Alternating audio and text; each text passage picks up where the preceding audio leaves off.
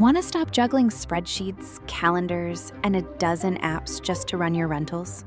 Logify makes it easy. It's an all-in-one toolkit for hosts. Build a direct booking website, automate guest messaging, and keep all your channels in sync. Running your rental business your way has never been simpler. And for Good Morning Hospitality listeners, you can get 20% off any yearly plan with code GMH20. Just check the link in the show notes to get started today. Good morning, everybody. Good morning. Good morning, Leo. Great to be back. Hello, Damien Sheridan. How are you, my friend? Very well, Leo Walton. And so do you pray. I'm very well, thank you. Bright, lovely morning down south of Spain. Ready to go. We've missed you, buddy, but you feel like you've been at the coalface a little bit, doing a fair few conferences. Fair to say? Actually, it's probably been 2 months or so since I was last with you, roughly. So yeah, we've had Dubai, we've had Italy, we've had London. I've got Paris next week. So yeah, it's been a busy time, but all good generally.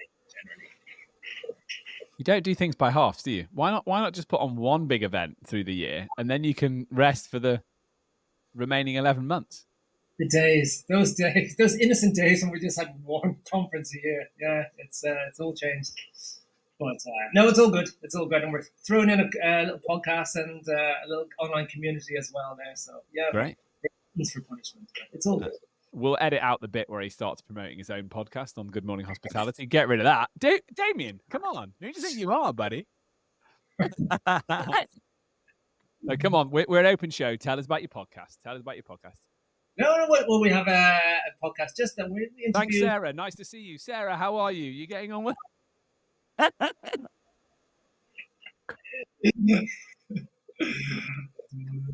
Oh dear! Don't tell me. Talking about your own show. God, typical Damien, isn't it? Sarah, how are you, buddy? You well? I am good. Yeah, I leave tomorrow to go to the States. I'm going to be in the States for a week for Thanksgiving, which I'm really excited about. And that just means that this week has been super stressful because everything is all coming to a head. I had some issues with the builders the other day too. So anyway, it will all be sorted. I don't even want to talk about it, or I might have to murder somebody. So I'm just gonna pretend that it's all okay, and I'm gonna get on a plane tomorrow morning and just be zen. I mean, congratulations on getting on a plane, by the way. I guess Damien, you're probably in this boat as well because you've got small children. I get on a plane and I'm just like, yes. Relax, movies, bring me food. Yeah, bring me stuff. Are you a flyer, Sarah? Are you into it? I don't mind if it's a long flight, as long as I have compression socks, because I don't need the cankles once you land, you know? But now that I've got the compression socks worked out, I don't have a problem with travel. It's okay. It depends on how long the flight. I didn't realize you were a 90-year-old, but there you go. I'm into that. Okay, good. Look, it's either that or cankles, and I am too young for that, you know? Too good looking and too young. Nobody needs them, so. Amen, sister. Amen. Okay, great. Well, look, we've got, Damien, we're delighted to have you here, buddy. So I know we were teasing you before about your podcast, but it is great to see you here, buddy. I know you've been conferencing outside of that. How's family? How's life? Happy? All good? Oh, very good. Yeah. We should be moving into quiet time now, looking towards next year, but it's not going to be. So yeah, the kids constantly saying, "Daddy, we want to play." Still at that Lego age and Minecraft and all those things, and yeah, just trying to dedicate a bit of time to the kids where possible. But, yeah, all good. Is that why you organise so many conferences? Because it's actually easier getting out of the house and organising an event than dealing with two children. Lego versus conferences. To be fair, I know which I choose. Anyway, yeah, no. All right, gang. Well, look, let's get into it. We've got a lot to talk about this week. There's a lot of stuff happening around Spain that we need to talk about. Damien, obviously based in the south of Spain. Sarah, based in Barcelona. So I really want to dig in, ask some questions about that. We'll make that the main part of the show. I'll talk a little bit about Portugal. There's a slightly different approach that's happening there, which we're definitely more pro here. STR highlights. You guys have been super busy, so I think I'm the only one with a highlight this week. I think this is cool. I think this is very, very cool. So Airbnb announces a partnership with Waltham Forest, which is a borough of London, a very sort of diverse borough of London, which has museums, like great food. It's got the wetlands. It's a cool area. They are coming up with a partnership to help get home sharing a bit more commonplace. So obviously the idea is they're, discussing the benefits of renting out a spare room or doing it when you go on holiday. And they've also given £25,000 to a grassroots events and cultural initiatives in the borough, which is cool. And if you know London, if you don't, I can talk you through. But if you know London, you'll know Waltham Forest is in the northeast. So it's not right in the centre, which I think shows you how much Airbnb knows the suburbs are really, really good business for them. The transport connections get you into central London very, very quickly, but the price per night can be really, really competitive, especially for young people coming in. So this initiative, I think, is going two ways. It's going, look, if you're browsing on Airbnb, you're looking to be somewhere, you maybe want somewhere a bit more cost effective, come and have a look at this borough of London. It's got all these great things to offer. So much we can dig in on here. Sarah's going to have some cynical opinions as well, which I'm really looking forward to. But I would say this, I've got an outside shout for you. They've also created a landing page to sell the virtues of Waltham Forest. Is this Airbnb having a go at becoming a DMO? Oh, so much to unpack there, Leo. I had never even thought about that. Come on, give me some cynicism, Sarah. We need it. Are they trying to become a DMO? I don't think so. Are they trying to get some of the marketing spend from DMOs? Probably. There's a lot of money there. The other thing that comes to mind is, like, if you want to go into London, unless price is the only thing that makes your decision, which I think we've talked about in Europe multiple times, travelers are much more sensitive to that. But I think it's going to attract a certain type of traveler. For me, like, especially when I go to a place like London or Paris, I'm there for 2 days, 3 days, or I'm max. I'm there for a specific event. I'm not trying to schlep on the train. So I think it has to be like either young people who have all the time in the world and are on a gap year and don't mind taking the train, or it's people who are there visiting family and friends that they just don't have room to house them, maybe. So I don't know. Is it like the boom? No, I think it's a marketing ploy. There we go. Healthy bit of cynicism there. I mean, it's a cool borough though. There's there is lots going on. What I would also say about it is as well, it's a chance to kind of show how Airbnb can be a benefit to a community and not just a drag on community, which is what the political football kicking around message normally is. So there's also that element to consider as well. I didn't say that earlier. Damien, any thoughts, my friend? Yeah, look, I'd also agree that there is a certain traveller who would do that. Like, you think of other boroughs around London, Leo, for example, you think of somewhere like Croydon, whatever your thoughts are about somewhere like Croydon, it's 20 minutes straight into Victoria. You could say that is, a similar kind of radius where people could be looking at. I don't see it. I think people who are going to London are going to London and they're not going to these suburbs. And realistically, those are, for me, probably more families or people who are just, as Sarah said, just going to those destinations. See family or very specific. For me, there's no match here. It doesn't really make sense. But I applaud the move. Be we skeptical or not. I think there's a variety of marketing around the city is to be applauded in a certain way. Yeah, and if they are dipping their toe in this idea of community engagement, I think that's smart. If that's something that gets rolled out wider than Waltham Forest. Well, look, that was very close to home for me as I sit in Hackney, 2 days away from moving to Brighton. But there you go, as I sit in Hackney. But let's go closer to your guys' home now. I don't know who wants to start. Maybe we go with you, Damien. Let's talk Spain. Let's talk Catalonia. Well, I'm going to talk about Catalonia, but also I'm going to talk about the EHHA, which, for those who don't know, is the European Holiday Home Association. It was formed, I think, 2013, or roughly 10 years or so ago. It's crazy that a lot of people in our sector do not still know about this organization. A lot. And they are doing some amazing things for us behind the scenes.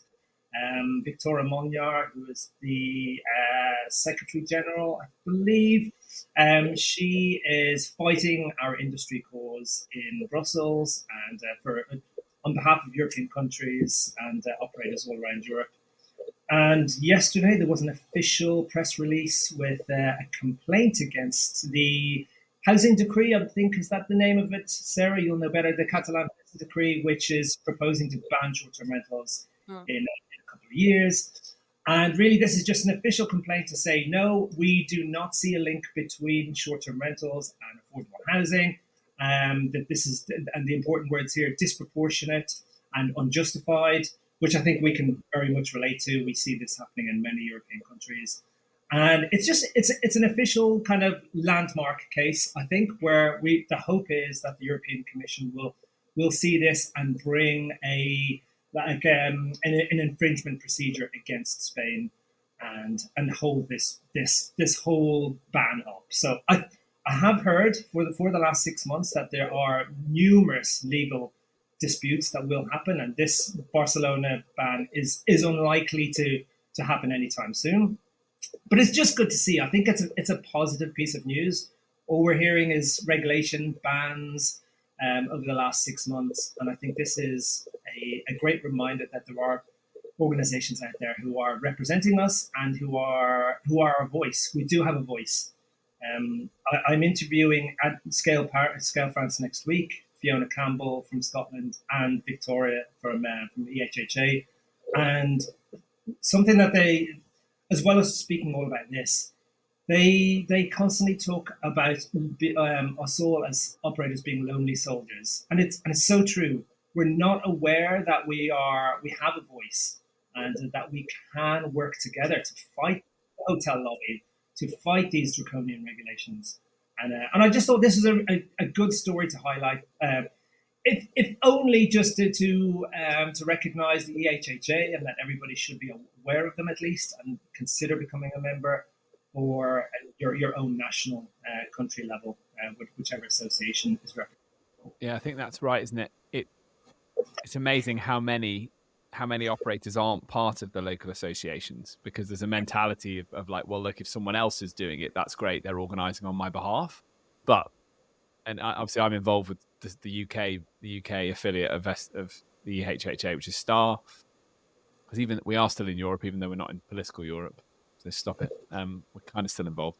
When we can walk into a policymaker's office and say we have 25,000 members versus we have 500 members, we're going to get listened to. And I've said this before on the pod, because policymakers are scared of voters, or they're maybe not scared mid-cycle, but they get very, very scared very, very quickly around an election. Imagine if every 4 years Gianpaolo could decide to sack you, Damien. That'd be terrifying, wouldn't it? You wouldn't last more than 4 years, but it's terrifying for these people. They've all got jobs, they've got pensions, they've got mortgage, whatever. Terrified of voters. It's great, isn't it? But it's strength in numbers, and I think that it's amazing how, even because we are a relatively small industry, still people think that they can't make an individual impact, and they can. They absolutely can, because these people are just people. Or if you actually engage with them, like go and find your local MP, go for lunch, show them your operation, show them how many people you're employing, show them your offices, show them your cleaners. Whatever it is, it's massively impactful, and again, it shows the benefits that our sector have for the local economy. Sarah, Spain, come on, you're bound to have some thoughts on this. Yeah, I mean, I was just going to say, I really love this idea, especially it's something that I feel like in Europe we haven't done very well. In the US, the operators are very well organized. And I don't know if it is the cultural differences or the language differences amongst the countries, but I feel like if we're going to be listened to, it has to be wider than just even a local association or even a countrywide association. It helps. And the nationwide associations are a really good start. But if we don't have somebody in the EU or talking with policymakers at a wider level, like that's the only thing that really could police this further. Because otherwise, as you say, I think you're absolutely right, Leo. Like the politicians are scared of voters. The problem is there are more voters potentially who are being misled by what is just untruthful information, thinking that short-term rentals are the reason for their, rising rents and all of these things. And as we'll look in a Reuters article that came out this week, like it's just not true. Once again, you heard it here first, people. That's why I really like that that kind of phrase in the article that Damien mentioned, which is disproportionate. It's disproportionate, and it's, for me, it's unfounded. It's not based on fact. It's based on fear. And I think that's where we have the biggest challenge as an industry, is that people are always going to be more prone to avoid something that makes them fearful or painful or harmful than they are to run towards something that is providing positive benefit. So we need to tout the benefits of short-term rentals, but I think the big thing that we have to really combat is just the untruthfulness behind the fact that it is rising rents, right? Like, if it wasn't having an impact on rents and it wasn't having an impact on sort of fundamental changes within certain communities or neighborhoods within major European cities, nobody would care. Huh. And honestly, even if it was just, I see this all the time in Barcelona, like, sure, okay, first the ecosystem of some neighborhoods in the city center starts to change because there's an influx of tourists. But I don't necessarily think that that is because of the short-term. I know it's not because of the short-term rentals, just by sheer volume. It has much more to do with the cruise ship that's dropping off thousands of people a day that don't even stay there or spend any money than it is something else. I mean, I just don't understand why we're demonizing short-term rentals. They're so small and so insignificant in terms of the overall housing supply, even in a major city like Barcelona. And on the other hand, if the problem and the concern is over tourism, especially in the city centers, why are we not going after big cruise ships? And I think the reason we're not going after them is because it's much harder for a government to go up against a major corporation than it is for them to go up against 25,000 small operators. We see this in tax legislation all the time. Small businesses always get screwed. Yeah. Big corporations always get tax benefits. Why? Because they're larger, they have more pressure, they have more money to pay for big fancy lawyers. It's the same thing. It's the David and Goliath kind of story for me. It really gets under my skin. It really gets under my skin because it seems not fair. It's just not fair. And I think there's something fundamental in all of us from childhood that is about fairness. And I think especially in Europe, it's something that is much more ingrained, this kind of concept of everybody should be much more on an even playing field, even more so than I think in the States. And somehow the States has managed to do, I think, a lot better job of organizing our industry than we have in Europe. So we have a lot of catching up to do. I agree. I think the US has been much better organized. Sorry, Damien. Yeah, I was just also going to agree. I think the US has been amazing in galvanizing an industry and property managers, hosts, to see the bigger picture. And, whilst, Leo, you said we're a small industry. Actually, I'm not sure how small we are. I think we're actually, globally quite a big industry, but we're so fragmented, as Sarah says. We're all over the place. In Europe, we've got, how many dozens of different languages, cultures, very hard to bring them all together. So in this case, I think the EU kind of focus is really important.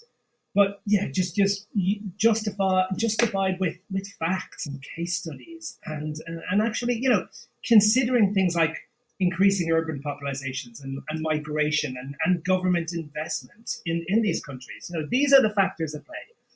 Of course, we all want regulation. We all appreciate that regulation is important. It's an opportunity for more professional players or for those better operators to provide a better service, but not in this way. This is been crazy. The cruise ship comparison is really, really good, isn't it, as well? Because obviously Spain, no European country has built enough houses in the last 50 years, but Spain especially haven't built enough houses. So I've got colleagues, we've got an office in Barcelona, I've got a lot of colleagues, and that's always what they say to us. And rents are challenging in Barcelona for many different reasons, but essentially not enough housing. The cruise ship's perfect. It just floats in and floats out. And it pays you really, like you say, the tax to the local government is phenomenal, I imagine, from a cruise ship. But that is not trickling down. That does not trickle down if people sit and eat their dinner on the boat, which probably most of them do. And you come in and just have a quick lunch and you bustle through the streets for a few hours. So we know this, we talk about this, but we don't focus on it enough, right? Is that the average spend of a short-term rental guest is higher than a cruise ship guest, but it's also higher than a hotel guest because you are not getting any of your meals. You're probably going out for all of them. You're much more interacting with the local restaurants, the local markets, all of that good stuff. And let me just stick up for the cruise ship industry, because I'm watching that perpetual cruise on YouTube. I just can't stop watching it, Sarah. Damien, there's a cruise going on for 3.5 years around the world. Isn't that phenomenal? Get in. We're gonna buy a room, and we're gonna do a timeshare, I think. Come on, Damien, get in now. Look, I need to come back and talk about cruises, because I am vehemently against cruise ships, cruises, all they do for the environment and everything. But anyway, that's another story. So let me stick up for the cruise industry before Damien tears it down again. But yeah, ready to go. What I would say is that again, there's lots of coastline. There's lots of areas that probably need that investment and need that tourist hit. They're the areas that should be encouraging the cruise ships in versus a big urban area like Lisbon, like Barcelona. So again, it just all goes back to sensible town planning. It's what type of city do you want to have? How do you want your city to be perceived? What type of visitor do you want? You need to go street for street sometimes in that approach. And I think that the cruise ship one is a really obvious no, right? Because it just sits in your dock. As Damien said, its engines are on, it's polluting the environment without adding much financial benefit, but it's just a nice tax hit. So, someone in the planning office has got to look at that and say, send them down the coast to the quieter town that needs them. So, but then this probably puts us maybe onto more your article, Sarah, but it feels like the hotel lobby is doing a much better job of being organized here, and that's what we're suffering with a little bit. I'll let you go on to talk about your article. They're the only ones that benefit from this. Not only the other thing that really gets me, right, and as I've always said, maybe it's just a coincidence, but the current president of the Generalitat de Catalunya, his family owns a bunch of hotels. So I just find it interesting. It's a different organizing body and all these kinds of things, right? It's not him who's like mandating this, but I think they're probably all in the soup. So I'll just throw that out there. Let's talk about some facts. This comes from a Reuters article that was released earlier this week, talking about the ban in Barcelona and the lobbying that's being done to try and strike it down.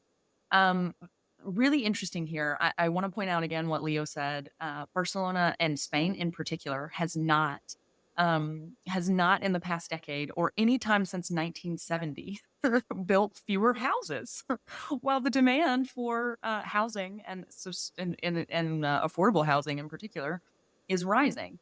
The other interesting thing is, since the announcement of the ban and the stricter regulations that have been slowly trickling into Barcelona over the last few years, since 2020, the number of listings has halved. And despite that, long-term rental rates have soared 70% since 2020. So it's not the short-term rentals, guys. Hate to tell you. It's the fact that Spain isn't building houses, or they're not fomenting whether that's new developments or whether that is a conversion strategy for now that many offices are doing hybrid work. Like, can you foment taking an office block and turning that into houses? Like, there is so much stock here. There's so much stock that could be housing stock. And I was looking into this the other day, actually, after one of our podcasts for my next investment of, can I buy, like an office and convert it and all these kind of things. They make it so difficult. They make it so incredibly difficult to have that license change, especially if it's not like an entire building of residential. And then there's for some reason in a city where there is not enough housing, there is a limit per square meter or square kilometer or whatever of density of housing units. Why would you do that when you might have half of a building that's being used for offices? Even a third of that would in every building that has, let's say, an entire floor that's offices, or 2 floors or 3 floors that's offices, turn one of those floors into housing, and you've changed the crisis around. It's like they don't think about actual solutions. They just want to demonize and win votes, and it's not helping anybody. So there's my soapbox. I love it. Not for you guys. I love that you've jumped on it. I love that. Yeah. Let's focus on that. It could be the offices, the warehouses that could be housing stock. So important, isn't it? Like, why are we not relaxing planning? And the other side is, let's talk about this north to south migration that's going on. So you've got young entrepreneurs who are from, let's say, the colder climes of Europe, and I would include the UK in that, even though we've cut ourselves off from the block, who want to come and live in a beautiful place like Barcelona and the European Union gives them the right to do so. You know, you might leave the windswept shores of Ireland and go and move to the south of Spain. You know, like, so that migration's happening, and that's also compounding this, is people want to live in Barcelona. Hey, that's a really good compliment to Barcelona, but you need to be ready to capitalize on that, because A, you want to be open to business for tourists, but B, you want to be open to business for digital nomads and people that are going to move south. We've said that a few times. Damien, you've probably got some thoughts on that. I just want to back up what Sarah was saying about commercial properties. Gianpaolo and I and Scales, and we've been looking at potentially hiring an office in Barcelona, just a small one with a view to growing our brand, growing our company. I find it staggering when we first started looking about 6 months ago how many commercial units are available across Barcelona. Not just available, have been available for years, and lying dormant. And for the most part, actually, the landlords don't really care. I don't know how or why, but there doesn't seem to be enough of an incentive for them to rent these units out. But honestly, look into it. It's crazy how many commercial units there are, specifically in Barcelona. That's only my point of reference here. Whilst there is this intensive ban happening, there's that, and there's also the other side of the phenomenon, Damien, which is when you go on to, especially if you're trying to like purchase a property, let's say, that's already operating as an investment, you might go on there and the property looks great. Like, it looks like a place that I would be fine renting. And it doesn't have what's called a cédula de habitabilidad, which basically means like a certificate of habitability, I guess it is. Like, you can't legally live there, which means you can't legally rent it. You can rent it as an office, and so you can sign an office contract for the tenant, but you can't actually sign it as a house. But it's been completely converted, and it looks fine. It's not. There's some that are sketchy, right? That are like, underground and no natural light and whatever. But there's many of them that look completely fine, and because it's missing one little thing, I was looking into like the rules for converting a property, and there's just so many barriers, right? It's like the ceilings have to be at least 265, and if they're 264 or 263 and a half, it's a no. There's minimum height requirements, which I think all of these rules were put in place with good intentions, but they need to be revised, especially if housing stock is a problem. And the other issue that you have in a city like Barcelona is that for some of the existing properties, unless it's a property that you already own, it is completely not profitable to purchase a property and rent it out. You would be losing money. I'll give you an example. To purchase, let's say, the property, a property in Eixample in Barcelona, that might cost you 600 grand for 2 or 3 bedrooms. That's a mortgage payment of like 3,500 a month, depending on your mortgage rate and what you're able to negotiate. A property here would rent for 1,250. So you're not even making your mortgage payment, much less are you making even a small profit. Who the hell is going to purchase a property to put it on the long-term rental market? Nobody. And nobody can, and the vast majority of people who actually live here can't really afford to purchase a property of that amount anyway, based on their salary. And so it's like this ladder of, not only is there not enough housing stock, it doesn't make good financial sense to purchase a property and rent it out. And it's not even just, hey, I'm not making a massive profit. It's losing money to do that. And then on top of it, there's, all these ridiculous rules that don't allow for office conversions or don't allow for, more than a certain number of residential properties within a certain, square kilometer within a certain block. It's, I just don't know. I don't understand. I feel like you two could go at this all day. We just need to get you both an alcoholic drink and a bar stool each, and we'd have 8 hours of content, right? Oh my gosh, it'd be great. I'll throw Dublin into the equation here as well. The lack of housing stock in Dublin, people queuing. You might have dozens of people queuing to try and to rent a property out. You turn up and there's no point. It's crazy. So Barcelona is one of many cities around Europe. This is a trend that it's up to governments to step in here. It's not just down to scapegoating the short-term rentals. Anyway, I think we're all agreed on that being our. But also, let me take it a different direction. Then we'll talk about Portugal quickly. Also, there's a load of visitors you want to grab and get your hands on. So you need to think about how you get your hands on them, because it's going to help you then get more revenue into the city to encourage more building, right? And build the region that you want to build up. Because we talked about this so much on the pod, but it's worth saying again, like there's a whole market in Asia, the growing middle class in Asia, that are coming to Europe. They want to come and take the perfect photo in these beautiful places that they've read about and they've seen on TV and they've seen on the internet. Like, be open to business, be like, capitalize on that, because it's going to help your local restaurateurs, your cafe owners, your business people, tours, excursions, everything. It's just going to bring people up. And I think beauty for beauty's sake is wonderful, but it's even better if someone can, if it's even better if you can monetize it, right? We just spent the time in the south of France, and every little market town we were going to is bustling with tourists, right? And that's what allows these towns to remain profitable and beautiful, right? I know there has to be rules around levels, and I agree with that, but again, it's sensible rules that encourage the right type of tourism, which segues me brilliantly into Portugal, because I feel like there's a country that is doing things, relatively well in this respect. So I'm going to butcher the pronunciation, okay? But it's the Alojamento Local, which is a ruling. Oh God, the look they've both given me for anyone who's not listening. Anyone who's just listening. Okay, I'm going to power through the side eyes I'm getting from them.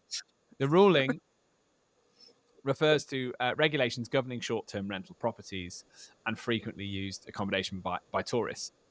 Here's the key bit, right? Portugal sees the benefit. The ruling aims to balance the benefit of tourism with the preservation of local communities, So allowing different regions to take a different approach depending on what their needs are. So this is amazing, right? This is like each local area can take the action it needs to take based on how many short-term rentals they have, how many they want to have, keeping in mind that neighborhoods have got to be affordable, but actually restaurants and bars and all those things benefit from having a certain percentage of short-term rentals. So we've talked about the mayor of Porto.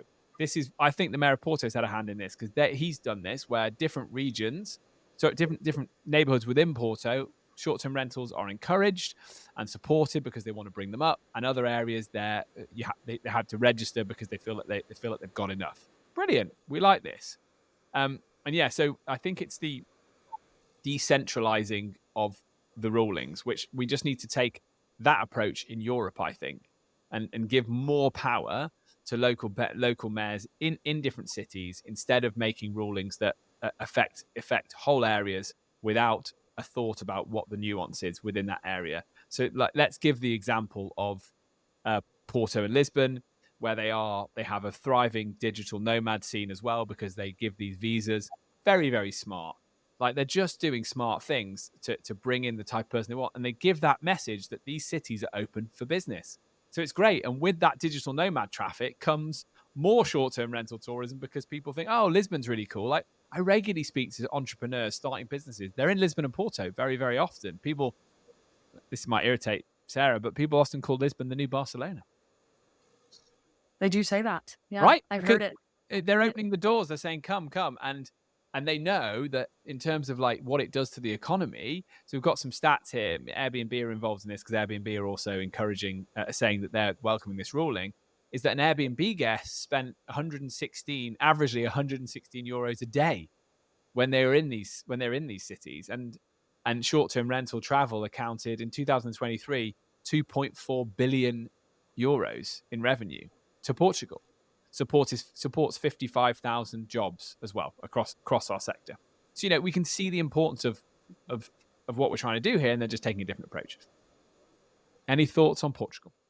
Well, so this is a reversal of a previous ruling in Portugal, as far as I'm aware, a very recent reversal, whereby there was, alongside many other European countries, very strict laws set down. But look, this is we've spoken about justified proposals and sensible regulation planning, and this was one of the few examples of that. But I think it's a great message, and I think one to be applauded, and one that I hope many other European countries look on and say, hey, that's fair. Let's be fair here before we set down these like draconian rules, blanket rules. I think you hit the nail on the head there, Damien. Like, for me, it goes back to that word fair. It feels like somebody actually sat down and looked at real data before making decisions here. And that is encouraging. I think especially, if we can keep an eye on it and we have the data to kind of prove and track that, then hopefully that's something that we can utilize as an industry to kind of lobby for sensible regulation. Well, look, gang, we're over time. We've gone very heavy in the regulation this week, but Sarah, we haven't talked about it for a few weeks, so I think we just had to, didn't we? We had to take this one on, I think. I had to get on my soapbox. I couldn't help it. Sorry. Happy nearly Thanksgiving, Sarah. Send some photos. We're very excited for you to be back in America. You've got that going on. Damien, what have you got going on? I feel like a small event in France might be happening sometime. Is that right? 500-600 people. So yeah, so it's that'll be a bit of fun. Bit of wine and cheese for Gianpaolo and I. Our French is a little bit rusty. I said yesterday on LinkedIn, so we might take a bit of a back seat and let the team do what they do and produce a great job. Not a bad place to go, is it? To take a back seat. Well, look, gang, I'll trump both of you. I'm getting married tomorrow, so That's right. Fun times happening. Yeah, fun times. Yes, and then moving the next day. You're crazy. He's doing it all in one 24 hours. It's insane. The most stressful things in your life you were doing back-to-back days. Yeah, it's a real test of the relationship, isn't it? And by the way, and we're doing it all with a kid on either arm, right? We've got two. I said this last time. We've got two small children, so this is we're kind of doing things a little bit out of sync here. But yeah, here we go. If we survive this, we can survive anything, right? You're taking to the next level, Leo, by moving house on your honeymoon. I love it.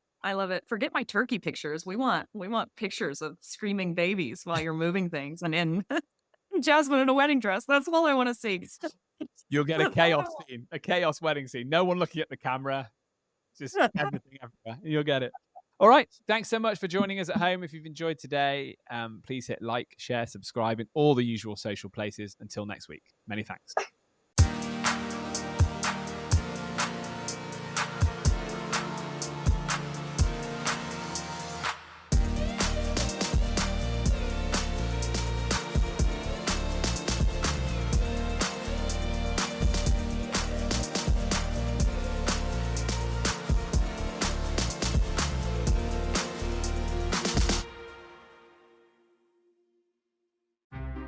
Want to stop juggling spreadsheets, calendars, and a dozen apps just to run your rentals? Logify makes it easy. It's an all-in-one toolkit for hosts. Build a direct booking website, automate guest messaging, and keep all your channels in sync. Running your rental business your way has never been simpler. And for Good Morning Hospitality listeners, you can get 20% off any yearly plan with code GMH20. Just check the link in the show notes to get started today.